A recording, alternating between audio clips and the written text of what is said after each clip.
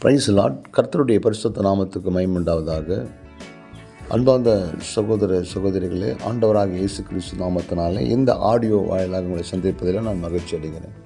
இன்றைக்கு அநேக பேருடைய குடும்பங்களில் நான் என்ன செய்வது, நான் எந்த தொழிலை செய்வது, எந்த வேலைக்கு போகிறது, இப்படி அநேக காரியங்களை குறித்து அதாவது இருமனம் உள்ளவர்களாகவே காணப்படுகிறோம். எதையும் நான் எதை செய்யுதுன்னே தெரியல, நான் எந்த காரியத்தை எடுத்தாலும் அது தோல்வியாக தான் முடிகிறது, எந்த காரியத்தில் நான் ஜெயம் பெற முடியல, எந்த வேலைக்கு போனாலும் அது உருப்படலை அப்படின்னு சொல்லிட்டு பலவிதமான யோசனையோடு கூட அமர்ந்திருக்கிற உங்களுக்கு நம்முடைய பரிசுத்த வேதத்திலிருந்து ஆண்டவர் உங்களோடு கூட என்ன பேசுகிறார் என்றதை கவனிப்போம்.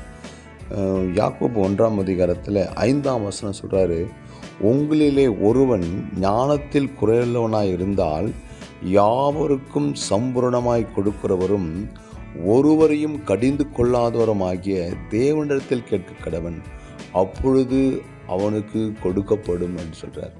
பாருங்கள், நீங்கள் என்ன செய்யணும், எந்த இடத்துக்கு போகணும், எந்த காரியத்தை செய்தால் நீங்கள் வெற்றி பெறுவீங்க இப்படி சொல்லி பல விதத்தில் யோசித்து கொண்டு இருக்கிறீங்க.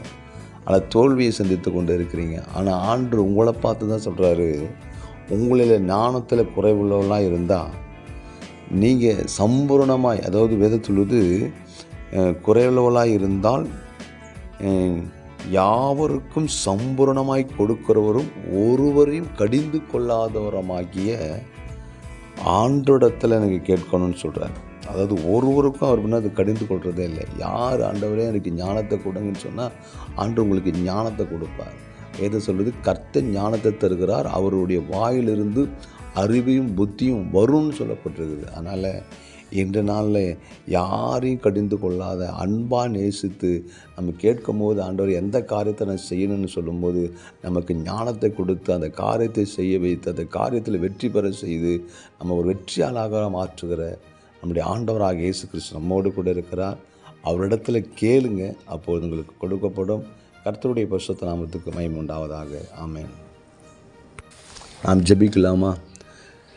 மகா இரக்கமும் கிருபையும் நிறைந்த நல்ல ஆண்டவரே, இன்று நீர் சொல்லதான அந்த வார்த்தையை கர்த்தாவே, ஒருவன் ஞானத்திலே குறைவுள்ளவனாயிருந்தால் யாவருக்கும் சம்பூர்ணமாய் கொடுக்கிறவரும் ஒருவரையும் கடிந்து கொள்ளாதவருமாகிய தேவனிடத்தில் கேட்க கடவன், அப்பொழுது அவனுக்கு கொடுக்கப்படும் என்று சொல்லப்படுகிற இந்த வேத வார்த்தையின்படி யாரெல்லாம் ஞானத்தில் குறைவுள்ளவர்களாக இருக்கிறார்களோ, தெளிந்த புத்தி இல்லாதவர்களாக இருக்கிறார்களோ, உணர்வுள்ள இருதயம் இல்லாத இருக்கிறார்களோ, மிகுந்த வேதனையோடு கூட இருக்கிறார்களோ, எல்லாருக்கும் ஞானத்தையும் அறிவையும் தெளிந்த புத்தியையும் உணர்வுள்ள இருதயத்தை கொடுத்து அவர்களை உயர்த்தும்படியாய், குடும்பங்களை ஆசீர்வதிக்கும்படியாய், தகப்பனே உடைய சமூகத்திலிருந்து ஒத்தாசை வரும்படியாய் ஜெபிக்கிறப்பா. பரிசுத்த ஆவியான தாமே ஒவ்வொருவரையும் ஆசீர்வதிப்பீராக. அவருடைய குறைகளெல்லாம் கிறிஸ்து இயேசுக்குள்ளே நிறைவாக முடியும் அப்போ கொடுத்து ஜெபிக்கிறோம். இயேசுவின் நாமத்தில் ஜெபிக்கிறோம், ஜீவனில் நல்ல பிதாவே. ஆமென், ஆமென்.